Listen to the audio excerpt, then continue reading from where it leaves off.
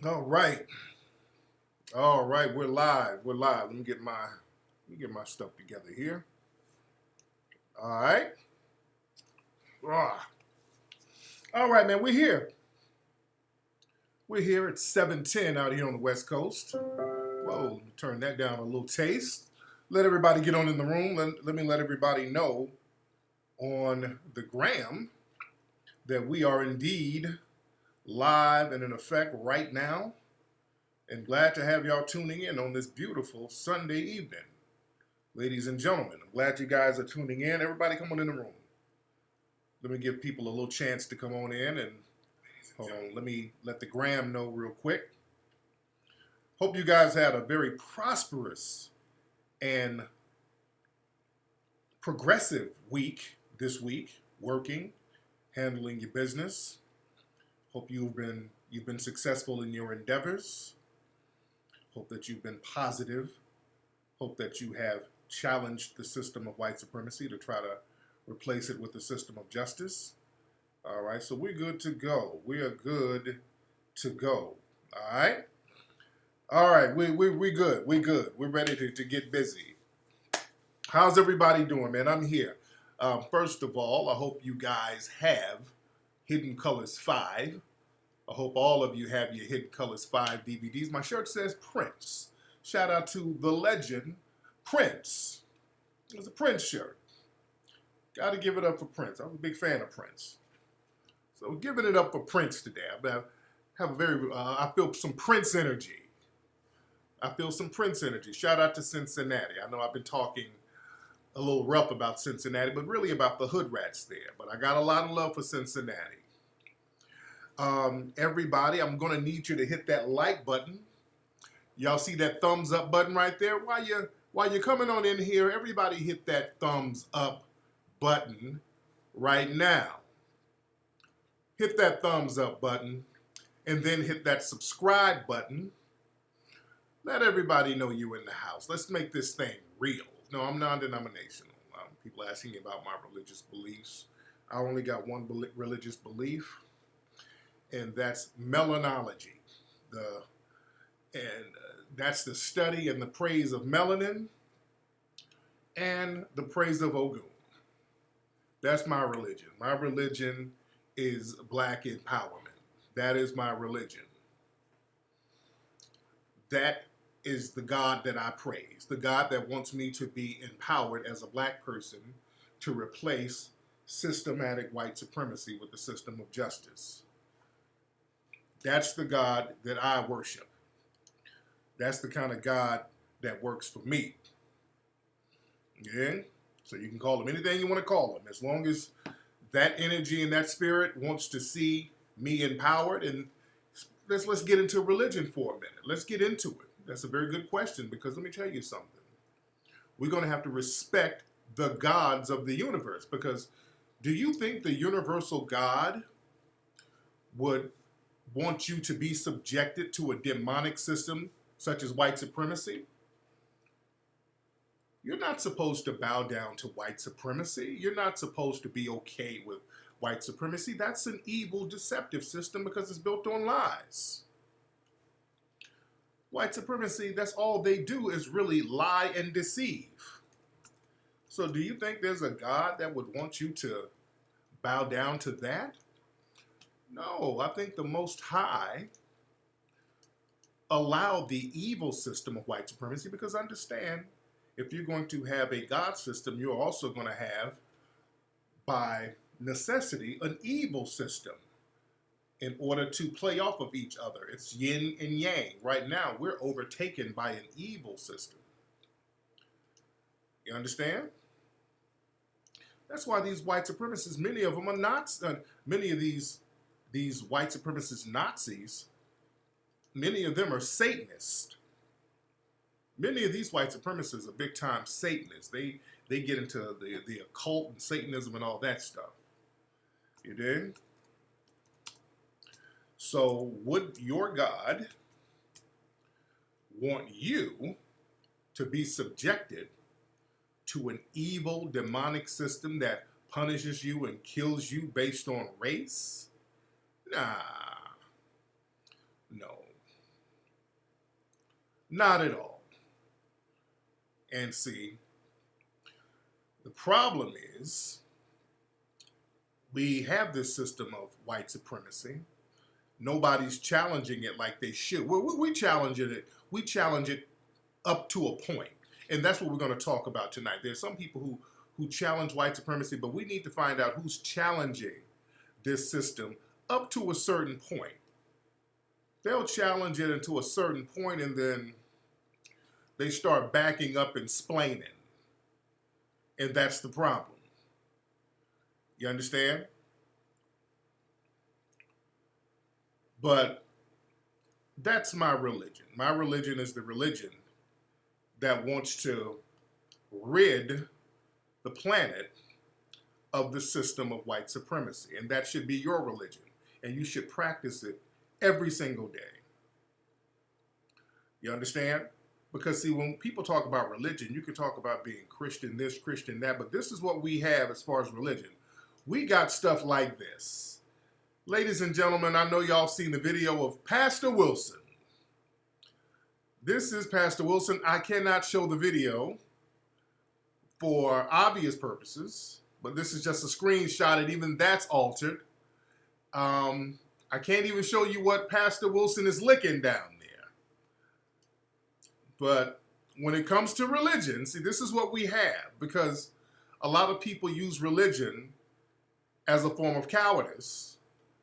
So people out here faking the funk, and this is a pastor having the Last Supper with one of his church members. He had a big old chunky thing, and boy, he was eating her out like he was having communion. He had a big old chunky sister. Legs all in the air, big old thighs with them little old dark spots in them. You know, them big ones be having them little dark spots up the eyes. Big old belly, but that man was having Taco Tuesday on that pussy. And this is an older gentleman. So this brother was eating that pussy like he was eating a fish sandwich from Selma during the civil rights struggle. That nigga was eating that pussy. That brother was eating that pussy like chitlins. And a lot of younger women are like, damn, they ain't never seen old school pussy eating like that before. A lot of young women are like, hold up. Niggas are doing it like that? I guess the young niggas ain't really doing it like they supposed to. My nigga showed you how they used to do it back in Jim Crow. When you had to go walk about 4-5 miles to somebody's house, when you got there, you gonna eat. That's how you gonna eat it and make it count. You don't fuck with them old school players. Y'all get y'all one of these sugar daddies and he start licking your ass, eating that shit like a bundt cake.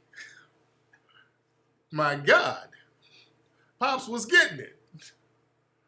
It ain't? So Pops was, you know, he was sucking out the evil in that pussy. He was giving that pussy an oral exorcism. You see, y'all fuck around, you think, I'm going to get me a little sugar daddy and just kind of finesse him. You fuck around with Pastor Wilson. That nigga eat your damn ovaries out. This nigga was eating that pussy. That nigga was going to town. Old school player. This nigga was down on his knees, arthritis bad, but he was putting it in. You understand? So that's where we are with religion now. We got too many Pastor Wilsons out here. And, you know, to his credit, at least it's a woman. Some of these pastors, it would have been some little extra body parts on the video. It would have been Bible and bussy. You know, if it was some of these other churches out here. There's so much shit going on in these churches. So at least it was a woman. All right? So shout out to Pastor Wilson. If anything happens to me, I want that nigga to do my funeral, all right? Do it for the players. Let that brother give me a send-off right there. That's a player right there. Yeah.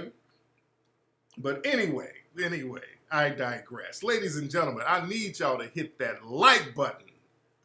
I need you to hit that like button. I need you to hit it. I need you to hit it hard. hit that like button, and then hit that subscribe button. Ladies and gentlemen, hit that like button and hit that subscribe button. And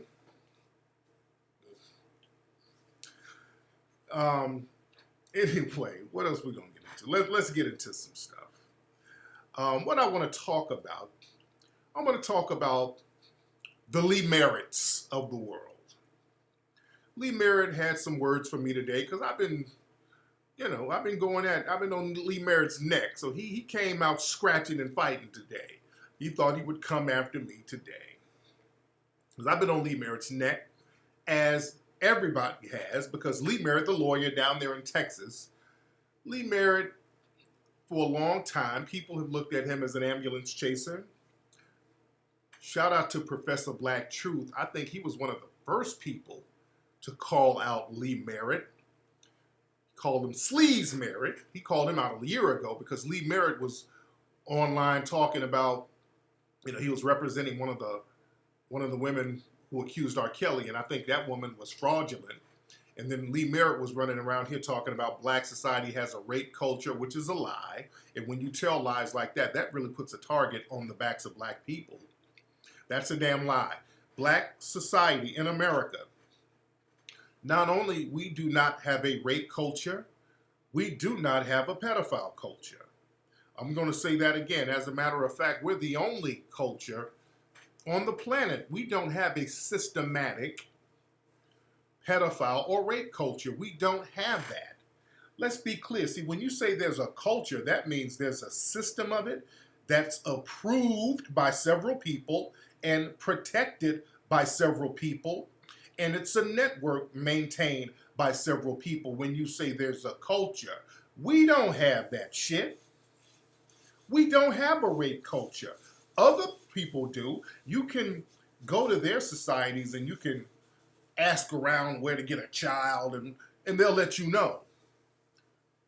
They have systematic rape and systematic pedophilia. As a matter of fact, in certain Caribbean nations, especially where Tarana Burke is from, I think St. Kitts, down there, there's not even a law against raping your wife. So that's protected down there. This is Tarana Burke, black culture is a rape culture, black men are this and that, and black men are raping. Where she's from, it's legal to rape your damn wife down there, but she never says anything about that. We don't have that. We don't have that type of culture in black American society. We just don't have it. So when people like Lee Merritt go around saying stuff like this puts a target on the backs of folks. Now, Lee Merritt is all clicked in with Benjamin Crump and all these people, and I've told people I felt a certain way about Benjamin Crump for years because he comes around, whenever people come around and they're associated with cases that are never won, that's a red flag. You show up, y'all don't really win any cases, or y'all are associated with cases where nobody gets punished, but you're always in the mix. Yeah, when Benjamin Crump comes around, he can't really talk. You never see him in court. So they parade themselves around like civil rights lawyers, but these dudes are civil settlement lawyers. Let's be very clear. These are civil settlement lawyers.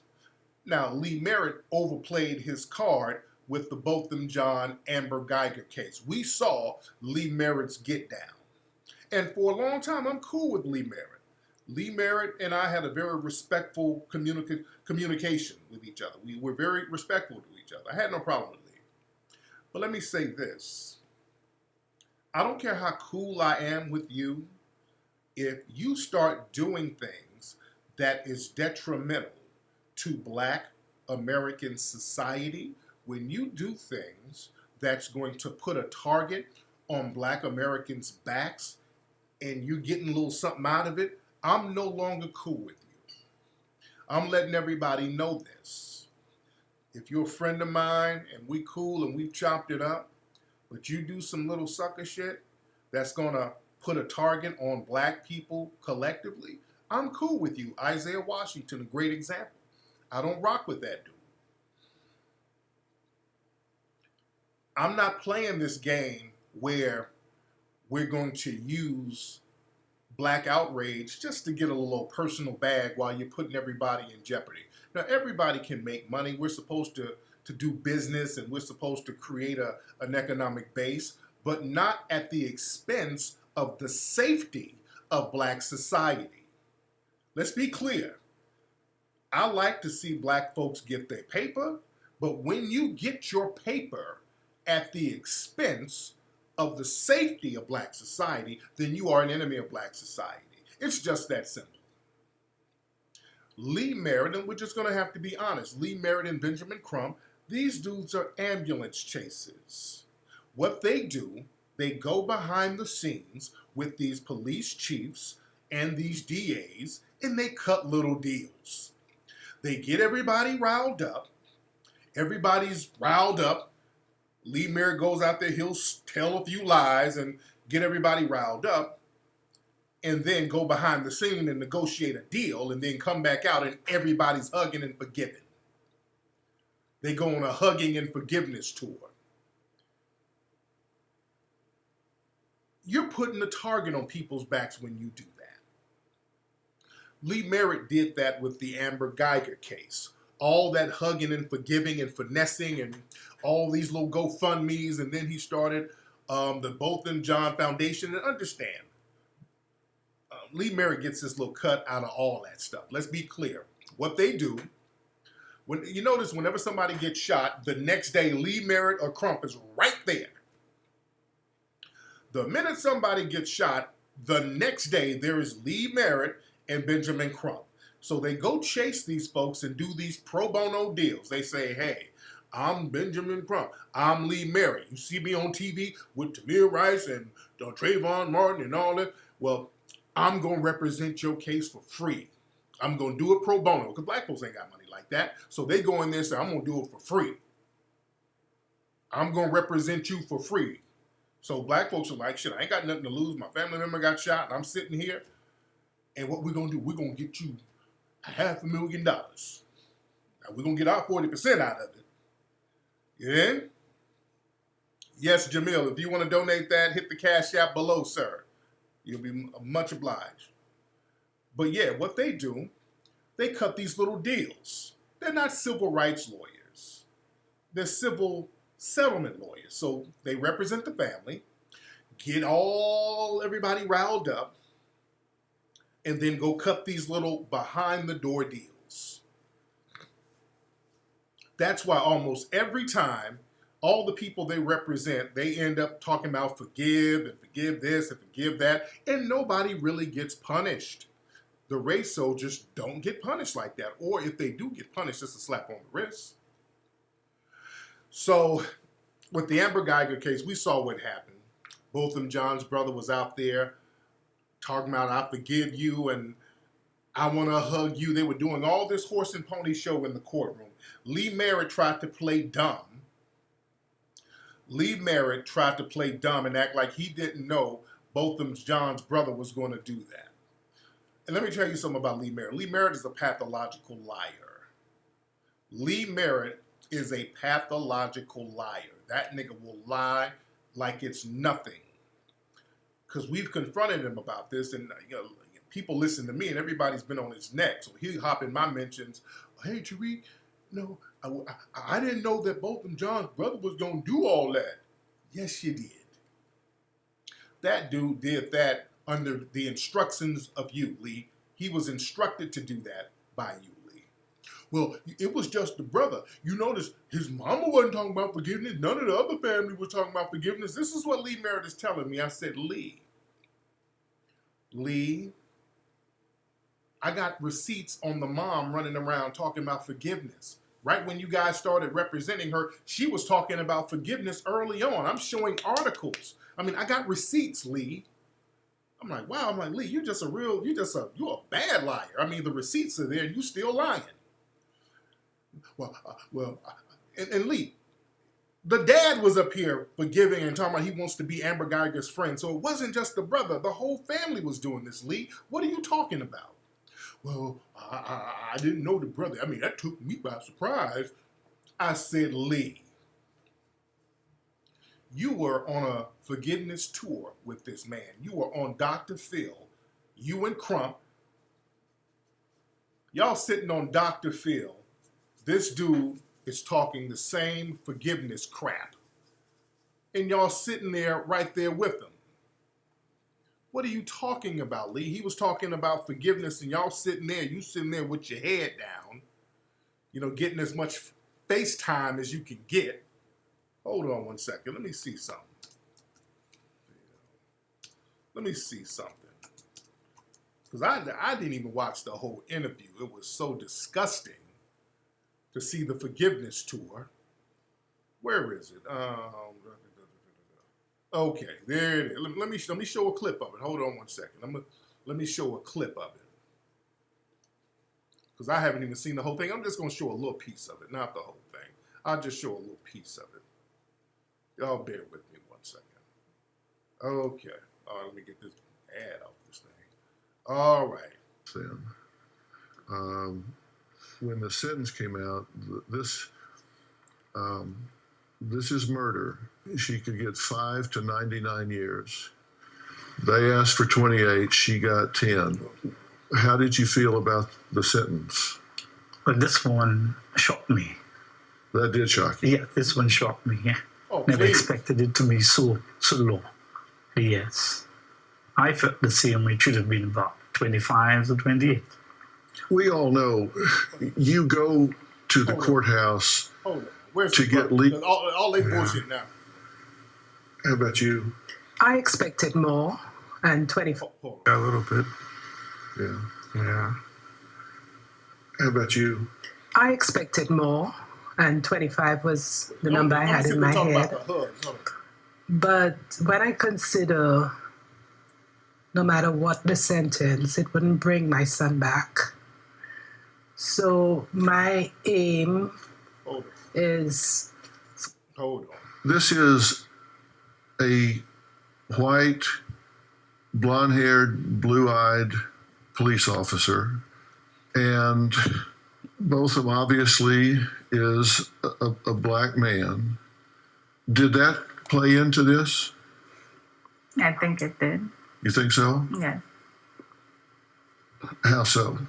Do you think that she got a lighter sentence because of that? Had it been the other way around? And let me tell y'all something. And look, they didn't say this in court, by the way. Remember, they didn't say none of this in court. They didn't say, yeah, we think it's about rape. They didn't say this in court, see? That's right. What do you think would have happened? I think he would have gotten life. I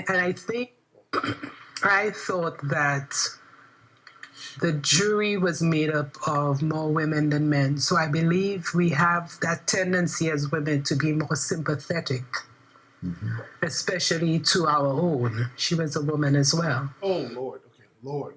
She think this is about damn gender. Oh, my God. Okay. I'm not going to even subject him. I'll be here for another 3 hours with this bullshit. Okay. God damn. She's up here trying to make, okay, I think it was just a women are sympathetic. Oh, God. Okay. I can only do so much of that. But you see Lee Meriden, they're sitting in the back.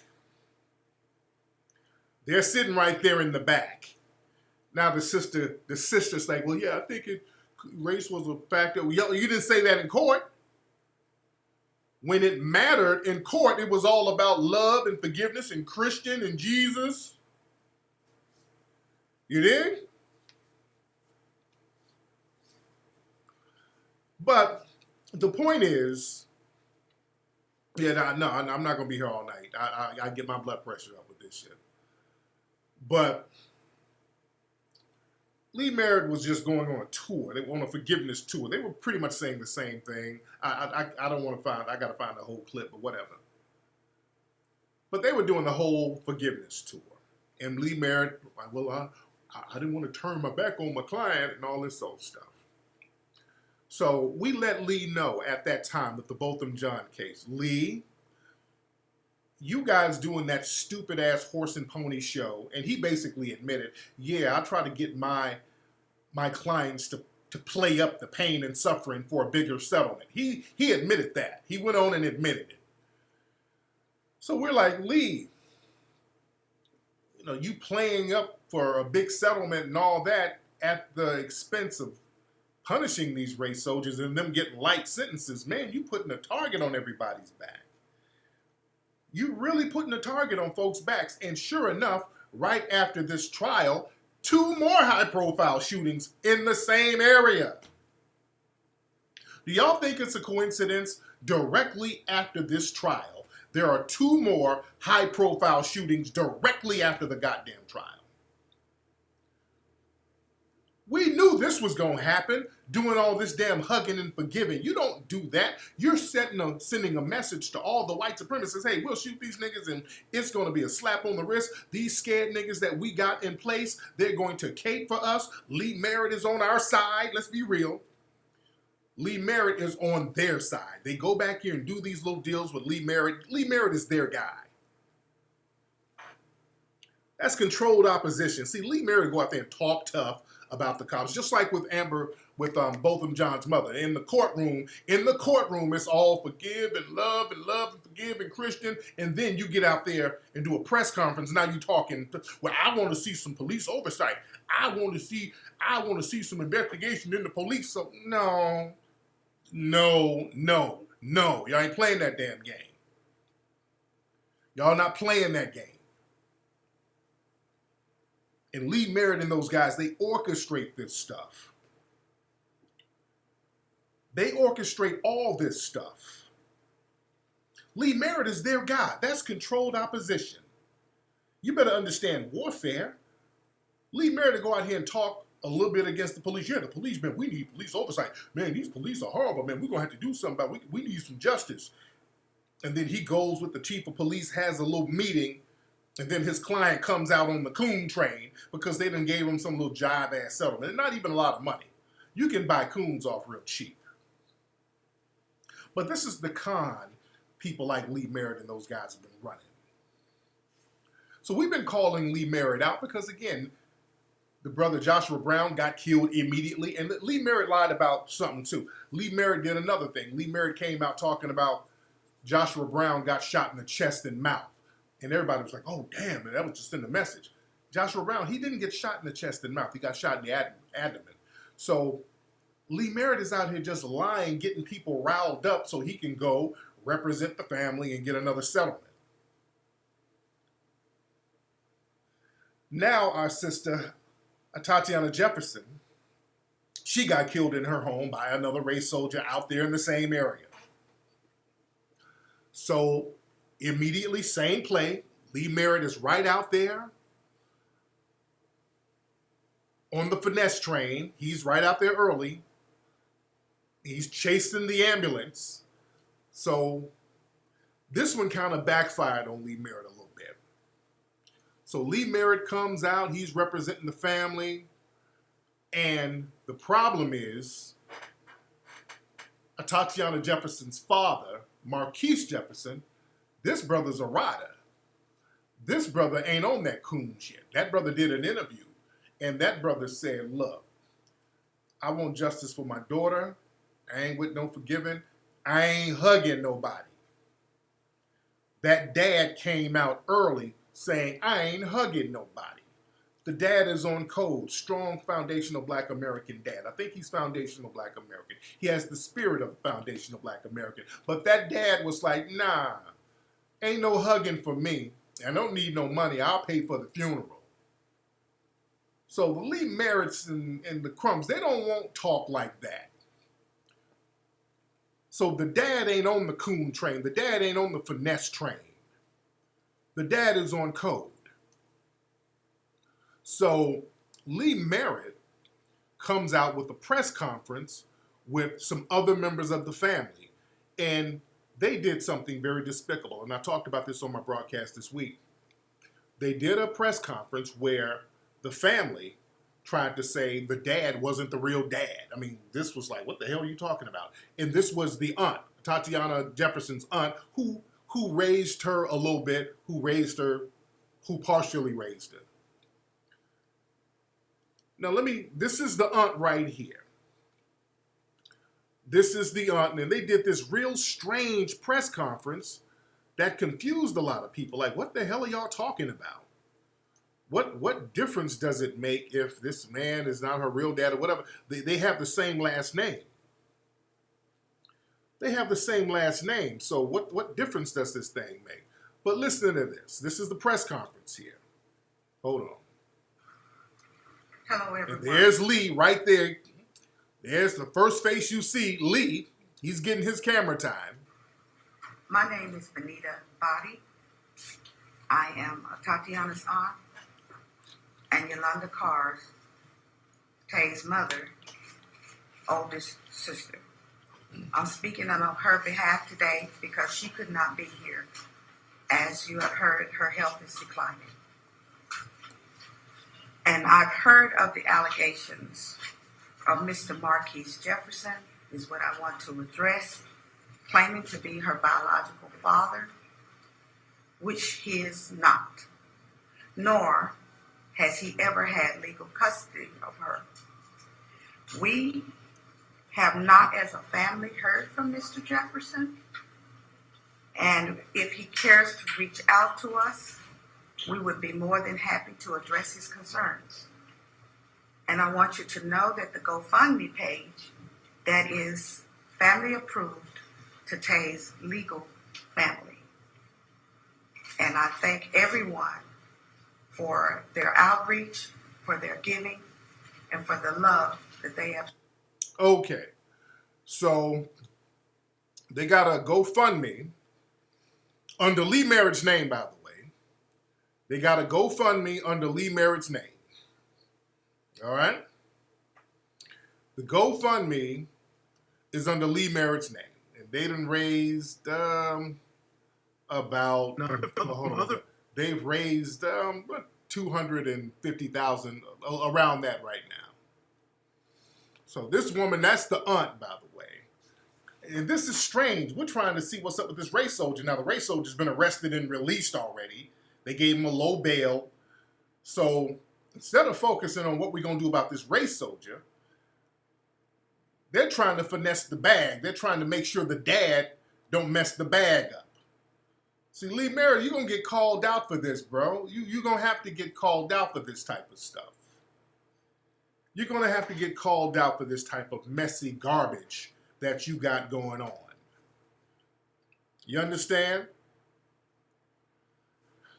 So Lee Merritt has the GoFundMe under his name. Now, remember, you can't trust anything Lee Merritt says. He's a pathological liar. You're like, oh, the family's going to get all this money after you get your cut. You ain't doing all this for nothing, Lee. Let's stop the lies. You're going to get your cut of that money. Whenever Lee opens his mouth, a lie is going to come out. Lee is going to get part of that damn bag. Lee is going to get part of that bag. Now, the family, the aunt came out talking about Marquise Jefferson ain't the real dad, but Marquise Jefferson went to court and basically showed a birth certificate with his name on it. And that's another thing. Lee lied to me about that. Lee got in my DMs and told a lie about why Tatiana has the last name Jefferson. He lied about that, but I won't even get into that. It's hard to keep track with Lee's lies. But come to find out, the dad his name is on the birth certificate, and his name is on the death certificate. So a judge awarded the dad control of the remains. You understand what I'm saying? So this dad is on code here. So they tried to come out and shit on the dad of this girl who just got slain by this race soldier, trying to finesse it, and the dad is shutting it down. Now, the dad did his own little press conference talking about the GoFundMe. You understand? Hold on, let me find that. Okay, where we at? Hold on. All right. Now, this is the dad right here. This is an interview that the dad did. Listen to this. Other family members and their legal representatives have left him out of the planning.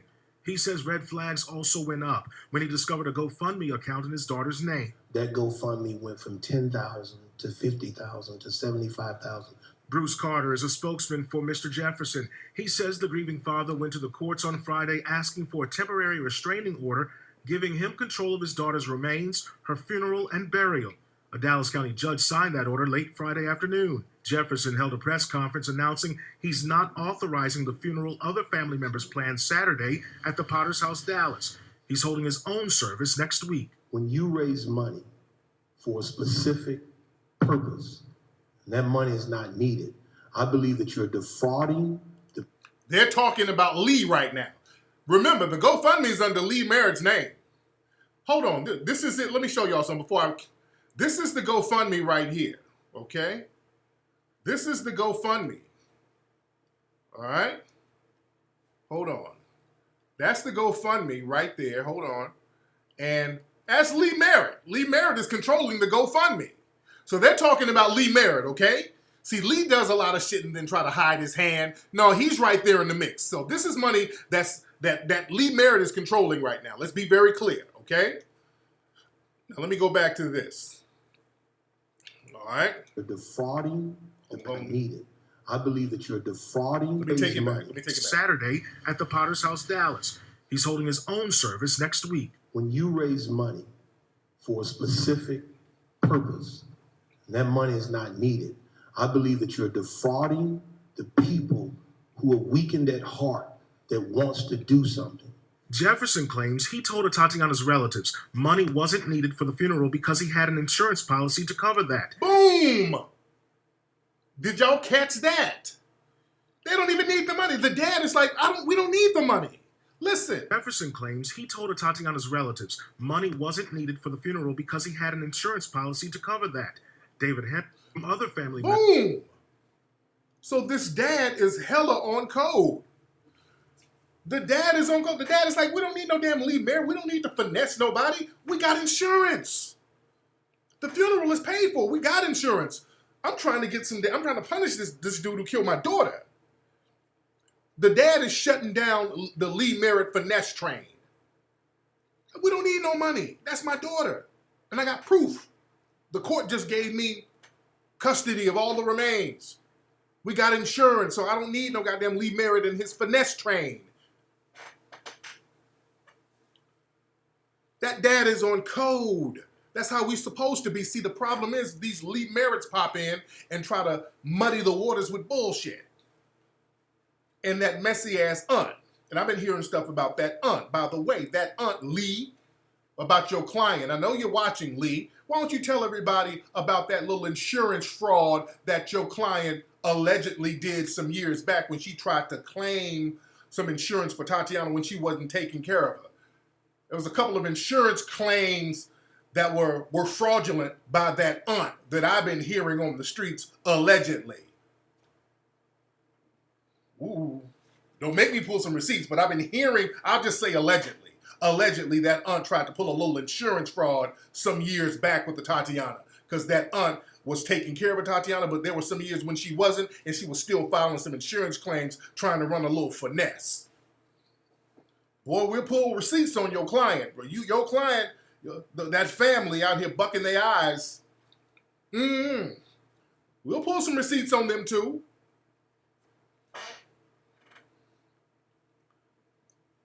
See, that's the thing. A snake knows how to spot another snake, and then snakes start working together. See, they know how to find certain relatives that they can manipulate and get out there and help them toe the line and help them with the finesse game. Yeah? So that little messy aunt, she's right up Lee's alley. That's what they like. See, they like getting a relative, just like how they like to get Dr. Martin Luther King's coon relatives and parade them around. Alveda King, they like to get them Sambos and parade them around to do all their little dirty work for them. So it's always a one family member you can find who ain't about shit that you can get to parade them around and they just toe the line. That's why I've always said, if anything happened to me and I got some coon family members that they done dug up somewhere, fuck them. Don't listen to them niggas. I'm telling you now, don't listen to no coon that they done found somewhere in my family that I own that I ain't seen in 30 years. You dig? So, people have been on Lee Merritt's neck. People have been on Lee Merritt's neck. They've been on his neck heavy, calling him out for the fraudulent behavior that he's been engaging in. calling him out for the finessing that he's been engaging in. Everybody hit the like button. It's over 5,000 people in here right now. Hit that like button, y'all. We having some real conversation tonight. Hit the like button, y'all. So now everybody's getting on Lee Merritt's case. Everybody's getting on Lee Merritt's case. Now Lee got frustrated. I guess he's blaming me because everybody's on his neck right now. So he tweeted earlier, "This week, Rush Limbaugh called me a poor people's pimp. Tariq Nasheed echoes the same racist trope. Neither have said anything about Aaron Dean, the cop that murdered Tatiana Jefferson. Neither have called out Fort Worth police for shooting 10 black people in 10 months. Family, this dude got on here and told about 5 lies in one tweet. This Negro got on, this shows the kind of pathological liar he is. First of all, I've never said he was a poor people's pimp, but nothing like that. So that's what a lot of these Negroes do. When you call them out, they try to get on some, y'all MAGA. Y'all like MAGA. They'll try to compare you to the Republicans or something like that. That's a big diss. I don't care. I was one of the first people who showed this cop's identity. I've been called this cop out. I've been talking about the shootings in Florida. But again, our job is to not keep up with Lee Merritt's lies. But let's go down to some of his lies. I mean, he's told so many. And then he just went on a lying spree. Let's go down. Oh, God. Let me see. Then he tried to lie. He was like, they made it very clear every dollar goes directly to them. That's a lie. But Tariq and Rush Limbaugh said it's too much. I didn't say that. You liar. And all that money is not going to them. You're getting your cut, Lee. Then I wake up every day and fight against institutional racism. My track record is long and vetted. We place more cops in jail than Tariq Nasheed ever bothered to post about. That's a lie, Lee. Lee talks about how he helped get cops in jail. That's a lie, Lee. And these are the examples he's trying to use. This case right here, the Craig family, that cop, I don't think that cop is in jail right now. Here's another one with Jordan Edwards. Said the first cop convicted in Dallas County got almost 50 years. This cop, you didn't have anything to do with that. You just came and just had the civil suit popping. That didn't have anything to do with you, Lee. So now what he's trying to do is trying to take credit for shit he didn't have nothing to do with. What he does, he comes along after the fact and files a civil suit get the family and then act like he had something to do with keeping the cop going to jail. No, you didn't. You didn't have anything to do with that. Hold on, what is this? Hold on. Then he's trying to take the first white female cop ever convicted for murdering a black man. So he's trying to take credit for Amber Geiger. Well, yeah, you better take credit. You better take credit for her getting a slap on the wrist, Lee. Lee, you better take credit for Amber Geiger getting a slap on the wrist. You're lying, Lee. Yeah, you take credit for Amber Geiger getting a damn slap on the wrist because all of that bamboozling and cooning y'all were doing in court. Here's another one. Aaron Dean is being prosecuted for murder in one of the most conservative jurisdictions in Texas. I have long battled this DA for justice. No, you didn't. Aaron Dean is out right now, dude. And you still running around here hugging. We fought tooth and nail for his indictment. This dude ain't in jail right now. None of these people ain't in jail. Now he's trying to take credit for this was in Miami, I think. We fought and successfully had him indicted. This was in Miami. You didn't have anything to do with that. He beat the hell out of a black woman, was not properly charged until we got involved. Another lie. Lee is lying, y'all. Lee had nothing to do with getting these people charged. I want y'all to understand, Lee had nothing to do with getting these people charged. The only reason they added more charges to this guy's case is because the streets of Dallas was about to turn up. As a matter of fact, when they released this guy on bail, man, it was brothers and sisters from the streets all around the damn police station. So it was the streets doing that, not no damn Lee Merritt. Andre Harris, the white supremacist in Charlottesville. So he's trying to take credit for a whole bunch of shit he had nothing to do with. Another person in Charlottesville tracked each down and turned them over to law. You a damn lie. Lee is a pathological liar. Lee is sitting up here just lying. This dude is just sitting up here trying to take credit for some shit he didn't have nothing to do with. And some of these cases, well, not even some of them, most of them, these are people who got light indictments or slaps on the wrist. They didn't get no jail time. They're walking around free now. So you want to take credit for that? Have at it. That's the point. You want to take credit for that? Have at it. So how are you trying to take credit for what happened in Charlottesville? Are you a licensed lawyer? Hold on, let me get on camera. Are you a licensed lawyer in Virginia? What are you talking about, Lee? How are you taking credit for what happened in Charlottesville? Are you licensed to practice law in Virginia? So how are you taking credit for that, lying Lee? This motherfucker is a pathological liar. I mean, and look at some of the other silly nonsense he's talking about. While you were doing your national call on Twitter, because I told him there was a national call for these race soldiers to be charged. He's like, I was actually in the streets.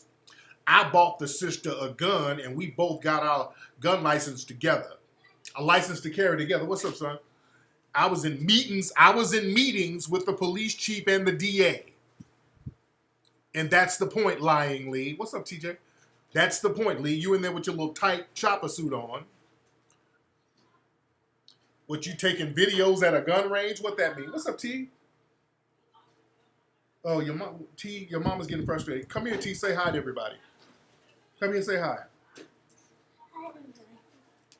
This is my big boy. Say hi.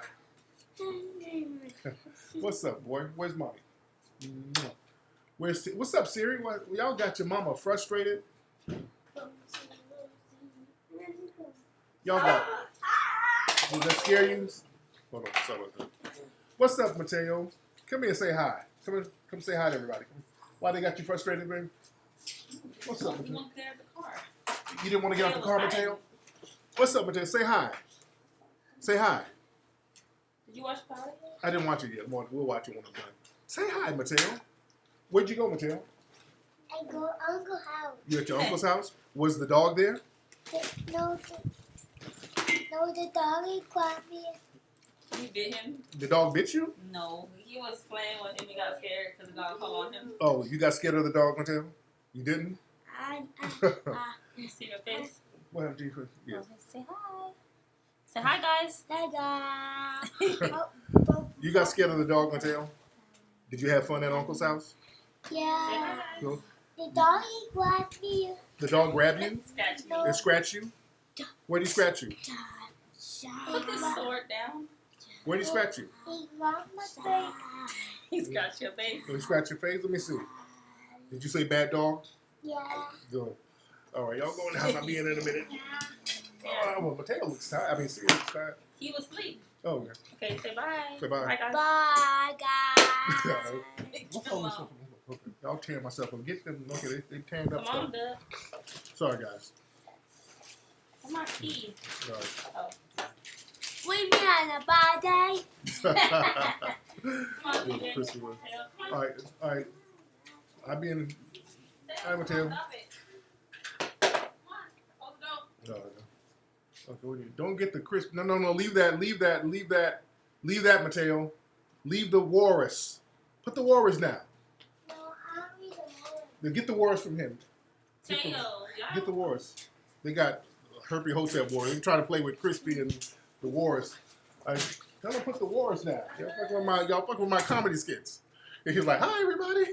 They come in here and be fucking with the Crispy puppet. They be fighting. Shut up, everybody. Fuck you, everybody. Like, oh, y'all cut that down. Y'all stop talking like that. Y'all bad language. That's why they sneak and watch the Crispy skits, which that's why I haven't done them in a long time, because I stopped doing the Crispy skits because too many kids like that shit. For some reason, kids love the crispy puppet. Kids love it. My kids be sneaking to watch that. And the crispy puppet is so vulgar. It's too vulgar. So they get the crispy puppet. Stop fucking with me, everybody. Like, stop fucking with me. Like, cut that. Put the puppet down and go get SpongeBob or somebody. So I had to stop the crispy puppets.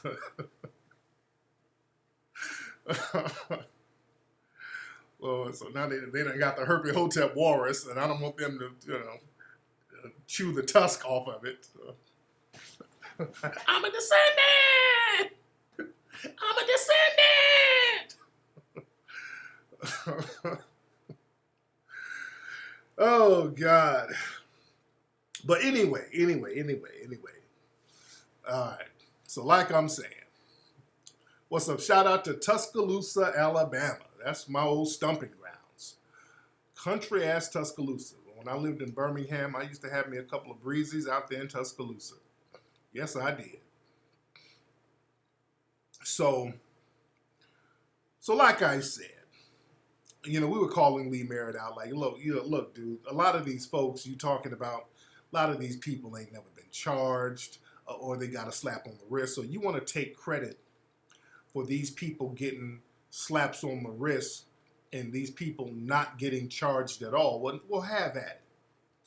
But brother, we see the little finesse game you running, and that's just not a good look, and we ain't co-signing that. We ain't co-signing that, bro. We're not gonna do it. You dig? But I digress, ladies and gentlemen. Houston's in the building. Shout out to Houston. Shout out to Houston. Much love to Houston. Yeah? Man. I do have to do some more Scooter the Shooter puppet skits, because that's funny. I haven't done those Scooter the Shooters in a long time. You know? But I'm glad we're on code. I'm glad we're on code. We're on code more than ever, and we got to stay on code. There's going to be a lot of people trying to undermine us, and this is why we have to distance ourselves from people who are not on code. When it comes to conversations about what we need, we have to stay on the Black empowerment movement. We cannot let anybody drive the benign neglect policy against us. Right now, this is a political season. A lot of people are trying to ignore our demands. We're not going to be ignored. Y'all know they have the Revolt Summit coming up. I haven't heard nothing, so they know what the deal is. I heard my man Tone, that was going to be one of the only real people to really talk about a Black agenda who was going to be on there. They were going to have him on there, and then they disinvited him. They took him off. Some bogus reason they said. I think they said he was talking disparagingly about the summit. I don't know what the little janky reason was, but I wasn't shocked. That's going to be interesting. And I've talked to Killer Mike already. I've already talked to Killer Mike. I talked to him about a week ago. That's my nigga, and I love Killer Mike. That's my dude. But this Revolt Summit, man, this is going to say a lot. When we see this thing go down, this is going to say a lot about revolt. This is going to say a lot about the Democratic Party, because this, let's be real, this revolt thing looks like basically a hip-hop Democratic convention. This revolt thing, it looks like a hip-hop Democratic National Convention. So we saw what went down in Atlanta. Nothing. No real conversation. They had Candace Owens there, but she's a troll. Having her there and as a punching bag and as a troll, that means nothing. If you guys are going to present yourself as the voice of the streets and you don't represent the streets, you're representing the corporate structure, that's going to say a lot about you. You dig? That's going to say a lot about you.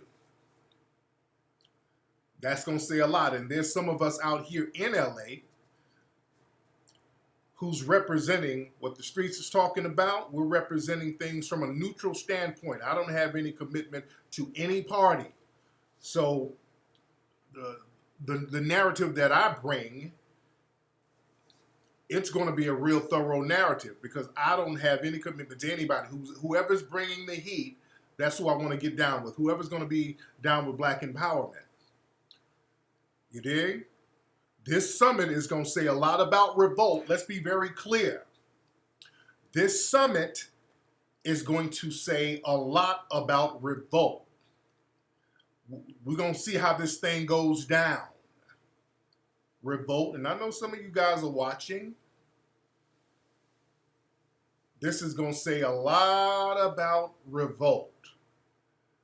Revolt's credibility is going to be on the line with this summit. The credibility of that whole thing over at Revolt, because there's already some funny style stuff going on.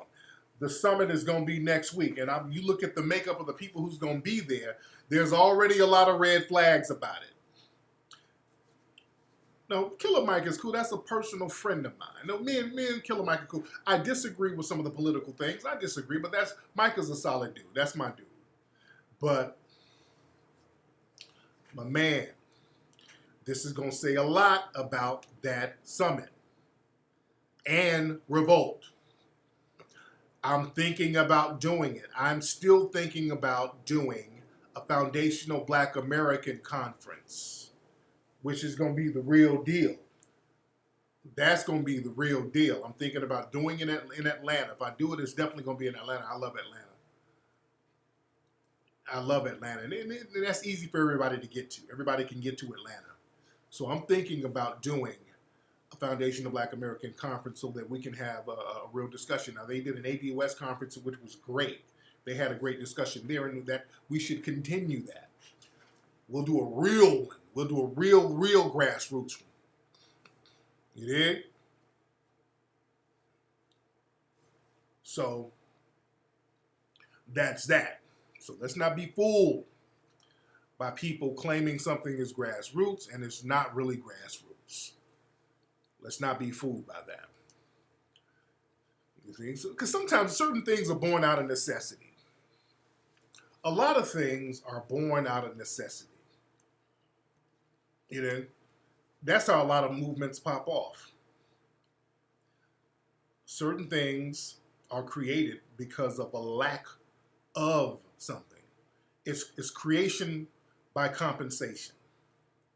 And that happens a lot. This is why we should always look for change, and we should always engage in change, because great things grow out of change and necessity. Great things grow out of that. For example, the whole Hidden Colors film, the whole Hidden Colors film, that created a whole movement within itself. That was born out of necessity. The only reason I did Hidden Colors, the first one, was because there was zero representation for Black people in films that were positive. There was zero representation. Nothing was positive. Creation by compensation. So I created something to compensate for what was missing, and then that just took off, and that created a whole different genre within itself. You understand? This is why let's not be afraid of change, not being afraid of doing something new. You will create a whole different thing with something when you try to create out of compensation. And that happens a lot in the music industry, by the way. That happens a lot in the music industry. If you look at the music industry, different genres are created based on certain compensation. A lot of genres are created out of compensation. For example, and y'all, I'm a music buff. I love music. Now, James Brown, for example. Now, James Brown, if you listen to his stuff in the early to mid 60s, a lot of his stuff was horn heavy. Everything focused on horns in James Brown's music. Everything was horn heavy. The music and everything revolved around the horns. You know? What happened, something happened, James Brown had to fire his band. His band wanted more money, and James Brown was like, I ain't getting you no more money. So James Brown didn't want to pay those dudes. And they were complaining, and James was known to fire people a lot, so he fired the band, and he fired the entire band. He had some concerts coming up. He had a tour coming up. So what James Brown did, he heard about a cover band in Cincinnati. There was a group of brothers who did James Brown cover songs. So they knew all of James Brown songs, and he heard about them. So he flew them in. And these dudes, it was Bootsy and Catfish Collins. Bootsy Collins and his brothers. And his brother and some other musicians. So they flew them down, and because Bootsy and his brothers, they played bass, and they were really rhythm players. They didn't play horns. You understand? So what they did, you listen to some of those James Brown records, when Bootsy and those guys got with him, they started to focus on the bass and the rhythm of the song. It wasn't about the horns no more because they didn't have a horn section. Got it? So that James Brown shit got hella funky around that time when Bootsy was with him. Yeah? That's where funk comes from. Yeah, I'm giving y'all the history of how funk got started. We're not going to focus on them horns because we ain't got a horn section. So Bootsy killing that damn bass. And that's what they focused on, that bass, boom, boom, boom, boom. I mean, they focusing on the bass and the rhythm. So funk was being created. And then what happened, when they got that emphasis on the one, because James said, look, I want you to play everything on the one. Instead of doing all of these 8-count beats and all that, just hit that bass, hit everything on the one. Boom, boom, boom, boom, boom, boom, boom, boom, boom, boom, boom. So they created funk to compensate because they didn't have the horns to do all the jazzy little things that the horns do. You know? So they had Bootsy and those dudes. Now, when Bootsy and those guys left Parliament, because James ended up getting rid of them, because Bootsy and those guys wanted more money, and they were younger dudes, Bootsy went and got with George Clinton. He got with George Clinton, and then they brought Fred Wesley and those dudes. So they got some of those horn players, and they kept the emphasis on the funk, but then they added the horns to it, and then that came up with P-Funk. You dig? I'm giving y'all the game on how this music thing, yeah, that's what P-Funk was. You got that bass heavy, they focusing on that rhythm, but then they throwing them horns on that shit and just making it real funky. So now they got P-Funk. You dig? And they were all getting high. Of course they were getting high. Of course they were getting high. That Mothership Connection, all that funky shit. But you listen to it, has a real funky bottom and those real tight horns. That was the thing. So let's go back down later in the 70s. Later in the 70s, funk was the thing. And there was disco, but true musicians, they still like to play funk. You had Prince in Minneapolis. Now, Prince was a fan of James Brown. He was a fan of the P-Funk sound. The Minneapolis sound was beginning to be formed. Why did the Minneapolis sound become what it was? What's the Minneapolis sound? The Minneapolis sound is basically keyboards replacing horns. So they're focusing on funk. They're kind of popping it up a little bit. But in Minneapolis, at the time, there weren't a lot of black people in Minneapolis at the time, so especially musicians. So the Minneapolis sound, you had a lot of keyboard players, guitar players, bass players, but you didn't have any horn players. Nobody was really playing horns. So what Prince did, he compensated for lack of horns by using the keyboard for the horn hits. And that's really the Minneapolis sound, those synthesizers replacing the horns. It's real synth heavy, those high synths. That became the Minneapolis sound. So that became a whole genre. You understand? that became a whole genre within itself. You know? So I'm just showing you how when you can create things out of compensation. Don't be afraid to try some new shit to compensate. You try some new things to compensate for what's missing and what you don't have. So he played trumpet for 9 years. That's what's up. Yeah. And then Rick James came, and Rick James, you know, he took a lot of that stuff. And Rick James, when he came, you know, he took the torch of funk, and he kind of played. He had a punk rock look and a punk rock vibe, and he mixed in a lot of stuff. And he had his own brand of funk. He called it punk funk. And you know, the George Clintons, they didn't really like the fact that Rick James was taking off, and then Rick James didn't like the fact that Prince was taking off, because Rick James put Prince on his early tour. You understand? So it's real interesting stuff. Yeah, Rick James was a monster, man. Rick James was badass. Rick James was badass. Yeah, Buffalo, yeah. Yeah. But you know, he stole one of Prince's synths from his tour. Yeah. So they would do little stuff. Rick James and Prince, they would do little stuff to kind of sabotage each other. You did. And some of those dudes were so high, you know, it was nothing for them to take musical risk. Just like with George Clinton. Let's go back to George Clinton.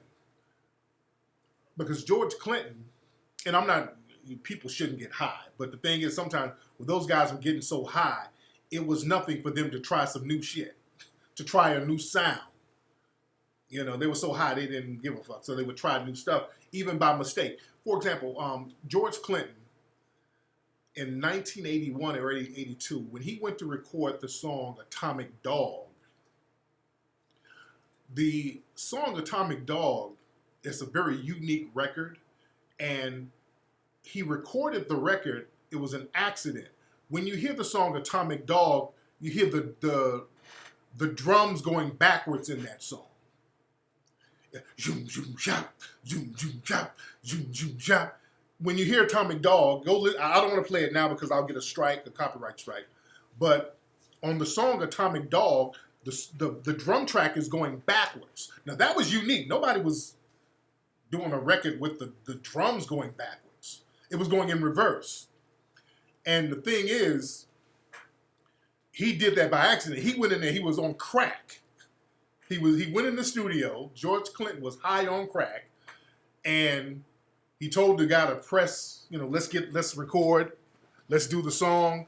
And they pressed record, but they started to play the reel-to-reel tape backwards. So he started singing on the shit. Bow, wow, wow, yippee-oh, yippee-yay, bow, wow, wow, yippee-yay. So he just started singing on the track going backwards. Yeah? That wasn't by design. They didn't plan on doing that. That was a mistake. But it sounded, he was like, shit, I like this. So nobody changed it. Yeah? Well, listen to the song. The shit is going in reverse. The drum track is going in reverse. He was so high, and you're like, fuck it, let's keep it. And that song turned out to be a smash. That was one of George Clinton's biggest hits. That literally brought him back in the game. That brought him back in the game. Yeah?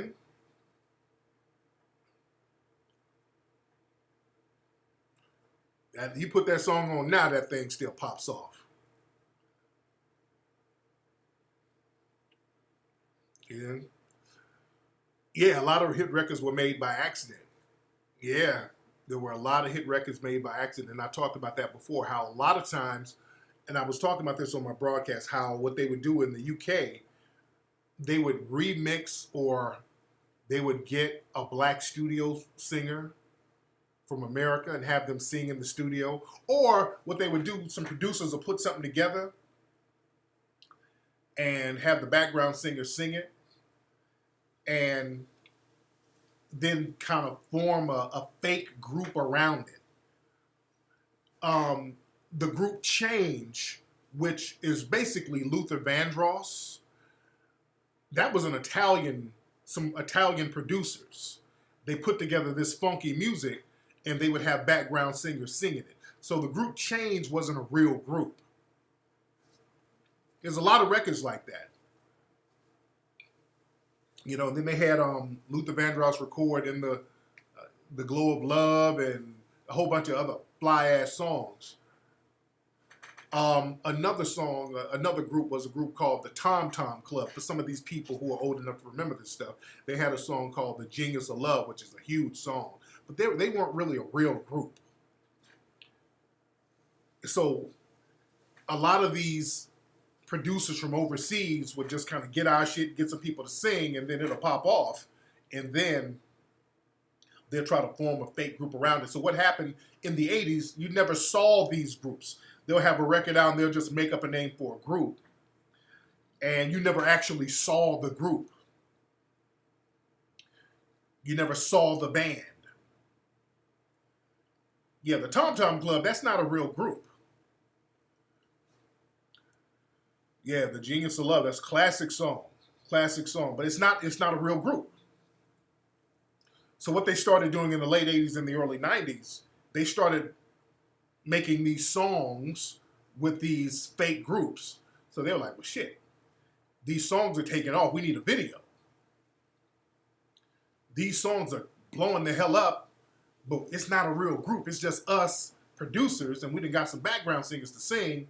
Now the song is hot, so what we need to do, let's get some models to lip sync this shit. And that was real big back in the early 90s. They would just get a bunch of models, especially over there in the UK and Berlin and Germany. They would get these black models to lip sync shit, just like Milli Vanilli, the group Black Box, CNC Music Factory.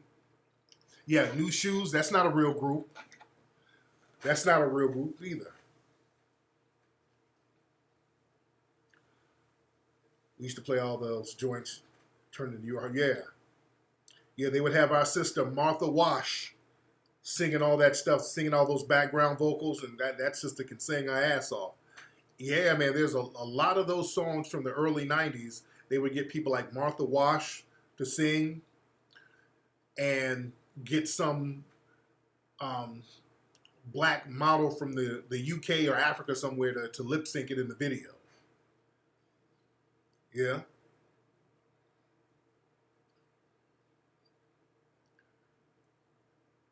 Now, Loose Ends were a real group. Loose Ends were, that was a real group.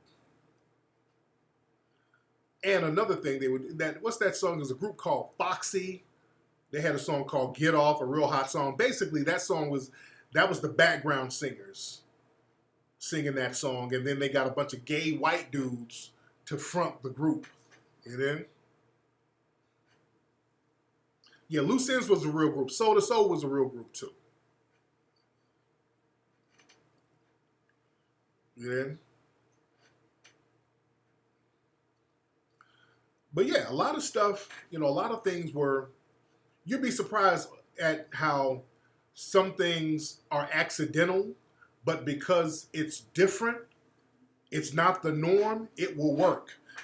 Now, when you look at music, the most famous drum sound in music is really the 808 drum sound, the bass and the snare.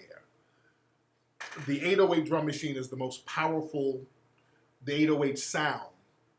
That's the most popular sound in music ever. And the 808 drum machine, that sound was created because of a glitch in the 808 drum machine. The original 808 drum machine, I think it was made in 1980. I think that's when they first came out with the 808, either 80 or 82. But the 808 drum machine, that you turn on a record, everybody's using the 808 to this day. The 808, they only made a handful of them. I think they only made like 12,000 original ones. It might not even be that many. But they made a limited number of the 808 drum machine. machines. I think they made about 12,000 of them. There's only 12,000 original 808 drum machines. And they made a limited amount because the Roland Company, which is in Japan, they got some computer chips that's used to make the drum sounds, and one of them was defective. They had a defective sound in a computer chip, so it had a real tin sound, a real thin snare sound. That was a mistake. It wasn't supposed to sound like that, but it was a glitch in the computer chip in the drum machine. So they're like, oh, we'll only make, all right, this sounds strange, but we'll only make 12,000 of them and just to get rid of them. And they put them shits out, and the sound was so unique and it was so different, it just took off. The sound was so unique, it just took off. Yeah, Kanye named one of his albums 808 Heartbreaks, yeah.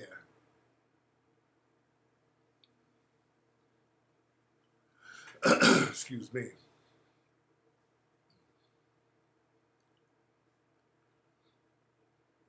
Yeah, so yeah, that 808, that thing's a monster. But yeah, that sound was so unique, man.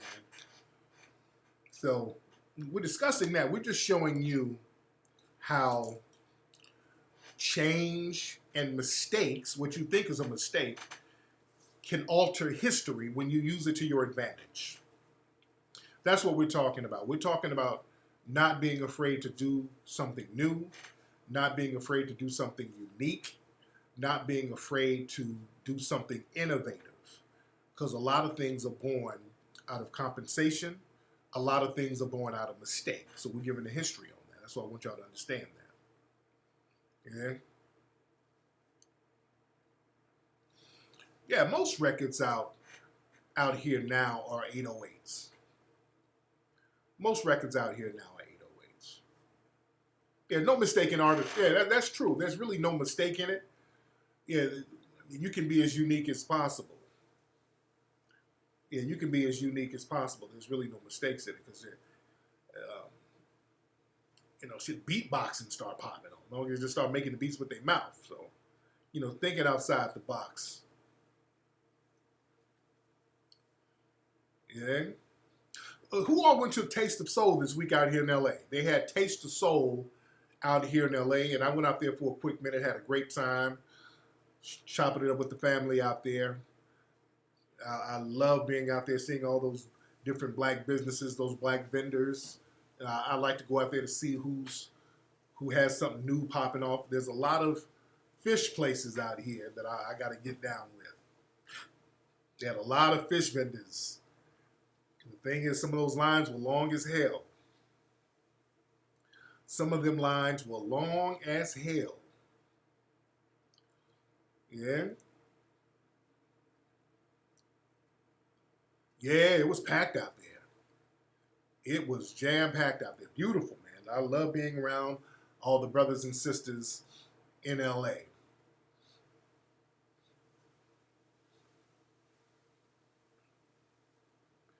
You had a fish place from Pacoima. Yeah, Taste of Soul was popping. It was popping out there. You know what show I watched? Speaking of shows, I'm going to watch Power tonight. I finally watched the first episode of that show, The Godfather of Harlem, the show about Bumpy Johnson with Forrest Whitaker. Great show. Have y'all seen that? Great show. I saw the first episode last night. Wonderful show. Good show, man. It's already good. It's already good.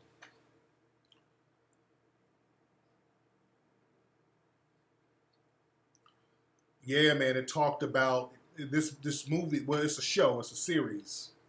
Y'all got to see it. It's on the Epix network, so y'all can look on your local listing. It's on demand. I saw it on demand on my TV. But very good show. It's basically talking about Bumpy Johnson and Malcolm X's relationship when they lived in Harlem, and basically Bumpy going up against the mafia. And real interesting stuff. There's something in there in the first episode I saw that was very interesting. because Bumpy was basically, he was selling heroin and all this, and he was getting a lot of his stuff from the white mafia, from the Italian mafia. And, he went to prison for I think 15 years, starting in the early 50s. He went to prison. And Bumpy, he was working with the mafia, and somebody in the mafia kind of made some kind of slip up, which caused him to go to prison. But Bumpy never snitched on them. So they had a certain level of respect for Bumpy because he didn't tell them. Bumpy went to jail for 15 years, and he did that and didn't snitch on nobody. You dig? So he didn't pull a Takashi. So they had to show him some respect. He never snitched. So in the show, something very interesting I saw. He got into it with some other mafia cats, and they wanted to kill him. So they're like, how you gonna find somebody to kill Bumpy Johnson in Harlem? And the Italian dude was like, well, I know this nigger Cuban. I know this Cuban. He looks, this real dark Cuban who will kill Bumpy Johnson for me. I thought that was heavy. That was heavy. So they got this black Cuban to try to kill Bumpy Johnson. I hope y'all didn't miss that. Don't miss that. Don't miss that. See, this is what white supremacy, they understand how to get Negroes from other cultures against us. Don't miss that. They know how to get Negroes from other cultures against us. They know. Yeah, don't miss that at all. And they caught him and they got his ass. But I want y'all to catch little stuff like that. Don't miss that.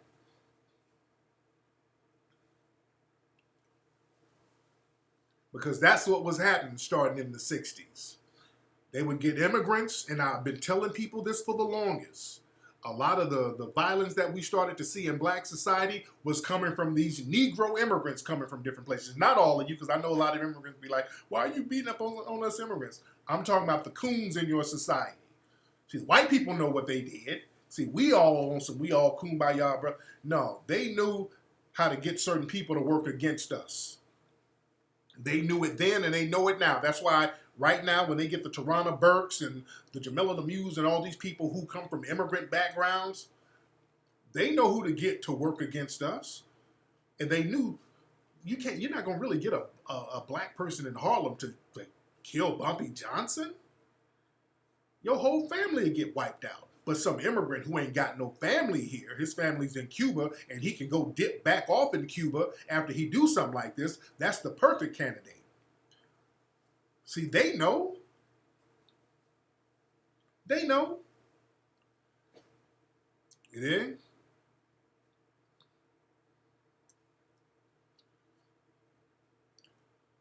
So yeah, that's some heavy stuff. That is some heavy stuff. Hell yeah, man. A lot of that violence came from other groups. We got to be real about that. Fuck that. I don't care about people getting mad. That's what it is. A lot of the violence came from other groups. Yeah. There was some violence with us too, but when you start to see just some uprising violence, literally overnight in black society, nobody ever bothers to ask where did it come from. But the show is The Godfather of Harlem. Yeah, you can find some coon ADOS, of course.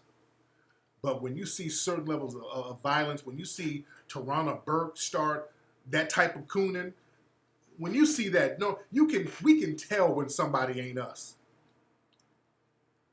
We can tell when they're selling us out to the point where they put a target on all of our backs. This motherfucker, you ain't from here. You dig? You ain't from here. What's up, Tanisha? I hope you guys got your foundational Black American shirts. I hope you got your foundational Black American shirts. But we in here deep right now. We are in here heavy. How many people we got in here? We got, hold on, let me do a little count. Got almost 6,000 folks in here. I hope you guys have seen Hidden Colors 5. at hiddencolorsfilm.com. And I hope you guys have seen 1804. People still hit me up when I was at Taste the Soul. A lot of people like, man, I love 1804. Man, I love it. People still love 1804. If y'all have not seen 1804, you missing out. 1804 is an excellent movie, as Hidden Colors 5 is. And Buck Breaking is going to be an excellent film, too. I'm still getting all of that together. We're going to start filming on that. And also, we're going to do another crowdfunding, finishing fund for Buck Breaking. So I definitely need everybody to get involved with that. I definitely need everybody to get involved with that. And then 1804 is definitely a classic. If you have not seen that, definitely check that out. You dig? You'll learn a lot about warfare, voodoo. You dig? You'll learn a lot about Black resistance. Great, great film. Speaking of Haiti, have y'all seen this video? And this dude, he's a Haitian Puerto Rican coon. This nigga named Kingface. Now, he's a nobody. This is one of these MAGA ass-kissing Negroes. And a lot of people, they sent me this video. And I've talked about this clown before. He's another one of these niggas who's cooning for Trump, running around with a MAGA hat on. And I want y'all to hear what this coon said. What did I do? What did I do? What did I do here? Okay. Kingface. All right. Now, this coon here, walking around with a big MAGA hat on and all this stuff, and somebody's filming him, the MAGA hat coon. Now, listen to what he's saying. Listen to this coon. Bro, anytime I meet somebody that don't like Trump, they have no money. They're broke. They're getting food stamps, they're getting handouts. I'm Haitian. We have pride. I've never had that shit. All right? We eat oodles and noodles every day, 50 cents meals a day, nigga, before we go and fucking get food stamps from down there in government, nigga. Am I lying, bro? Yeah, you're right. Am I lying? You Haitians fuck with that shit? No. Come on, my nigga. All these bum ass niggas, my nigga. Bum ass niggas. Bro, anytime I meet somebody. Okay. Man. Lord. Y'all, my Haitian brothers, my Zoes. Now, I know a lot of y'all Zoes are like, we don't claim this nigga. Y'all better get your boy. Get your boy before we get him. See, that's the thing. See, y'all got to start checking your coons. Family, you're going to have to start checking your coons before we get them. You dig? Check your coons. Going around, and he's a little bitty old Sambo, showing out for white mommy, white daddy. These Negroes do all this shit where they understand that talking greasy about foundational Black Americans will get them a couple of extra butter biscuits. And I've exposed this dude and many of those other MAGA Negroes before. I mean, this is a nobody. All of them, they go by the same playbook. Let me show you something I put up about this Sambo. This dude, hold on. You know, they sit up and talk all this. Black folks don't need reparations. He's one of these dudes talking about we don't need reparations. You're not even a foundational Black American. This Negro has a bunch of GoFundMe pages begging for money. I want to go to Washington, D.C. I want to go to California. I got to GoFundMe. Just he needs money to eat. This nigga has a GoFundMe begging. Brother, you're getting your welfare every day. You begging every damn day. You know, some of these Negroes are so silly, it's ridiculous. You dig? But that's part of the game. And again, I know he don't represent all the Haitians out there. See, he's a light-skinned coon. And remember, it was those light-skinned coons that really fucked Haiti up. When our brother Dessalines had shit locked down, it was them mulatto Creole coons who undermined him. They undermined him and they sold him out and sold everybody else out. It was those type of niggas right there. Get your boy. You understand? See, a lot of folks, they try to take credit for the Haitian Revolution. Yeah, man, I'm Haitian, the Haitian Revolution. Understand, some of y'all niggas are descended from the coons who fucked it up. Some of y'all niggas are coon descendants. And that's one of them. Remember, there's a lot of coons in Haiti, too, who had to bounce. They started going to New Orleans. Roland Martin is from that coon contingency. The Angela Rise comes from that coon background. Yeah, I said it. She's another one with Haitian ancestry from that coon descendant ancestry. You understand? Let's keep it a buck. So, shout out to the real Zoes. I got a lot of love in Haiti. I go to Haiti, they show me much love out there. But we got coons in a lot of cultures, and we call out all coons from all cultures. You dig? But that's why y'all need to watch 1804. Watch 1804. We break down a lot of stuff. We talk about voodoo and the real deal about voodoo, and we break a lot of stuff down. You dig? Because voodoo, they've always made it scary and demonic. And like I said, in the movie, we talked about how all the early zombie movies would have Haitians in them. They would put Haitians to be the zombies in the old movies. You know, they would do stuff like that going into the 70s, too. They would do stuff like that going into the 70s, too. What's that brother? He was in I think he was in a James Bond movie. They had that brother playing Papa Legba, the brother from the Sprite commercials, Jeffrey something, I can't think of his name, but they would kind of have him on that voodoo demonic type of thing. You dig? The Child's Play Chucky. And you know what's funny about Child's Play with Chucky? The whole demonic doll thing, I think that the first time we saw a demonic voodoo doll, how many of y'all remember a movie called Trilogy of Terror? How many of y'all remember that? Trilogy of Terror, it had a segment in there where there was a voodoo doll attacking this white woman. It was a black doll attack. Y'all remember Trilogy of Terror, nigga? This was the funniest, scariest shit ever. The little black doll, nigga. And what's funny about Trilogy of Terror, some of y'all are not old enough to remember. Now, I saw this in the 80s. It came out in 1975. It came out in 75, but I saw it in the 80s. This white woman, it's like, it was 3 vignettes of stories, and the last one was this white woman. She got a little voodoo doll, a little black doll, and somehow this motherfucker was possessed. The doll got possessed or whatever. Then the doll got a knife and started stabbing this lady, and she's running all around the house, and she's in a robe, and there's a lot of sexual innuendo there. Somehow the doll got, oh my God.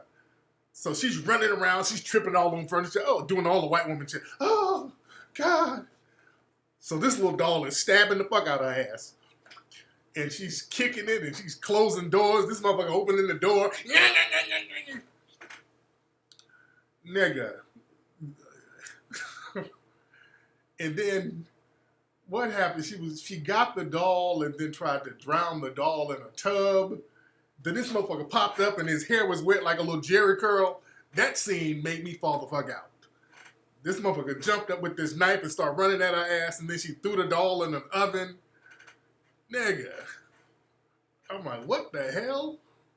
Why this little nigga doll just attacking this white woman? There's so many racial and sexual innuendos there.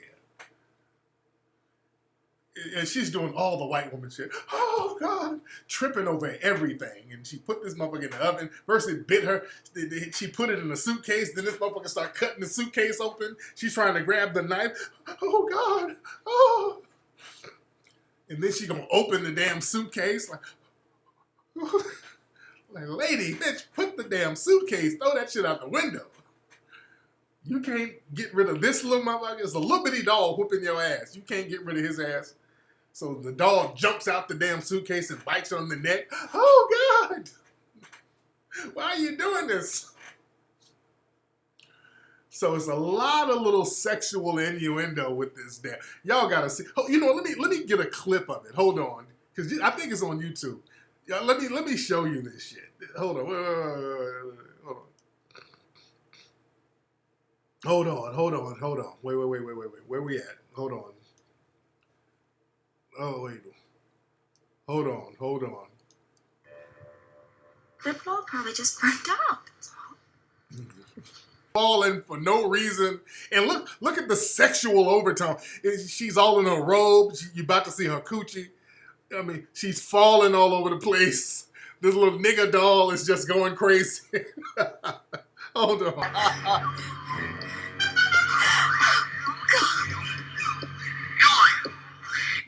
Look at everything is all sexual. It's almost like a rape. You look how sexual everything is. Her robe is open. She's in a bedroom. It's so sexual. Operator, please get the police. I don't know where I'm located. Just get the police. It's an emergency. Just get me the police, please. There's a nigger in my house. Look how sexual it is. Look at the sexuality.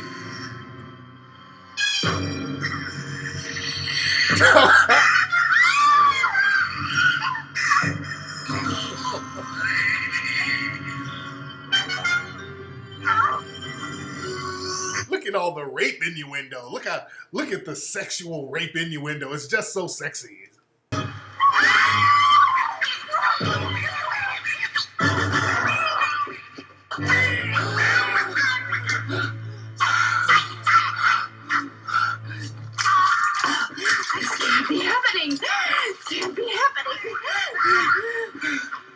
Hold on. My favorite part comes up.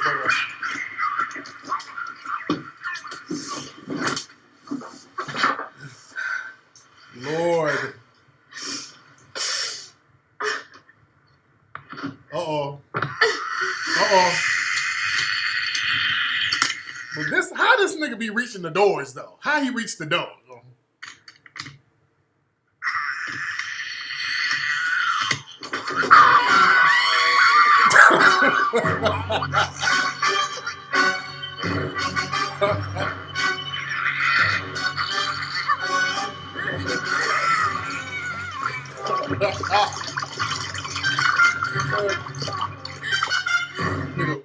Wait, watch when he come out the water and look at his hair. Hold on.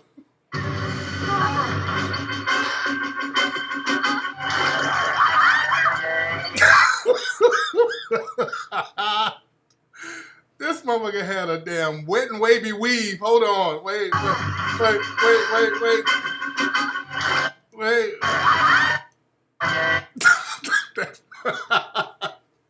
When that nigga came up there with that wet weave, I died when I first saw this shit.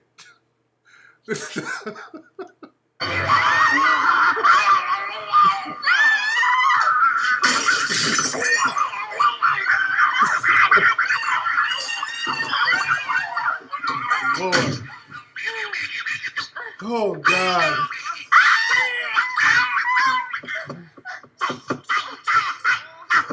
Oh, goodness. Wait. Let me go to where she put him in the suitcase. Hold on. She put him in the suitcase.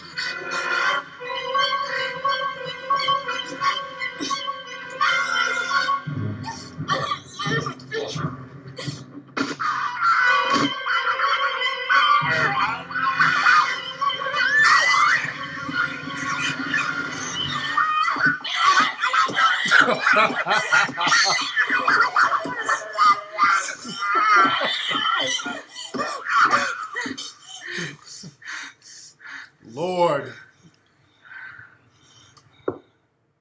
And she gonna do some white woman shit right here. She gonna do some Becky shit right here. That's some Becky shit. You gonna open it up. You gonna do some Becky shit. Now you know good and well some niggas would have threw that suitcase out the window. Not her though.